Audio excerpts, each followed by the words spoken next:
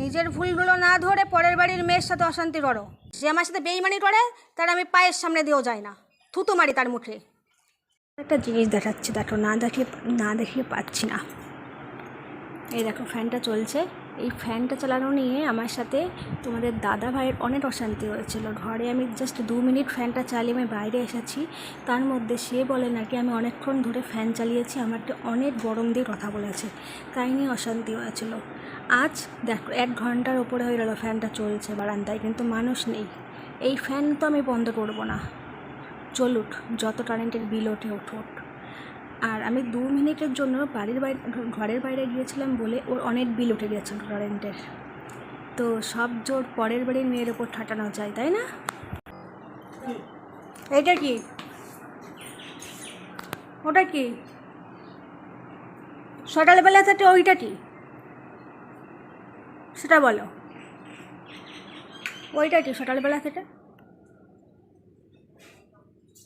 সেই দিন তো ফ্যানের জন্য সারা রাত ঘুম হয়নি, সারা রাত ধরে অশান্তি হয়েছে।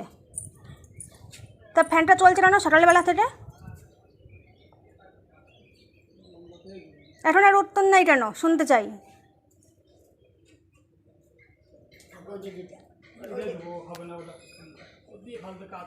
এখন আর বিল পুড়লো না, আর আমি 2 মিনিট ফ্যান চালিয়ে বাইরে এসেছিলাম বলে সারাটা রাত অশান্তি হয়েছে, আর সকাল থেকে বিল আর উঠলো না আজকে। দেখতেই পেলে সেটা। তুমি কি কিছু বলবা? তোমার আমি কথা শুনতে চাচ্ছি, বলবা তুমি কিছু? নিজের ভুলগুলো না ধরে পরের বাড়ির মেয়ের সাথে অশান্তি করো।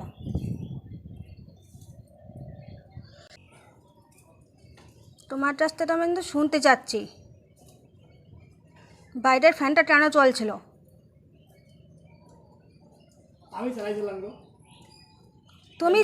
তুমি চালিয়েছিলে সকাল 8টার সময়, এখন বাজে বেলা 11টা।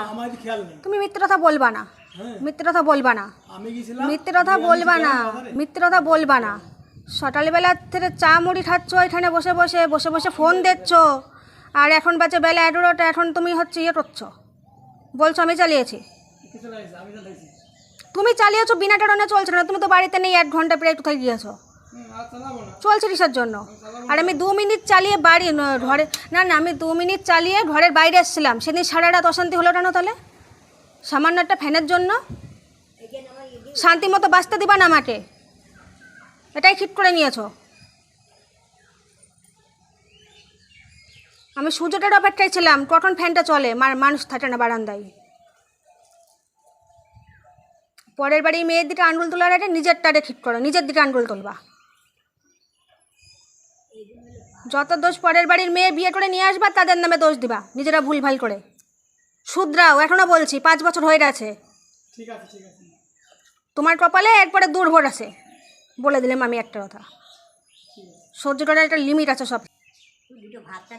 আর এখন সেই দিনকে ওই কথাবার্তা আমার গোষ্ঠীর যা শ্রাদ্ধ করেছো, ওই কথাবার্তা শোনার পরের থেকে আমি নিজে ফ্যান না চালিয়ে থাকি, পরে কষ্ট হলেও ফ্যান না চালিয়ে থাকি। যে আমার সাথে বেইমানি করে তার আমি পায়ের সামনে দিয়েও যাই না, থুতু মারি তার মুখে। তুমি হলো বেইমান।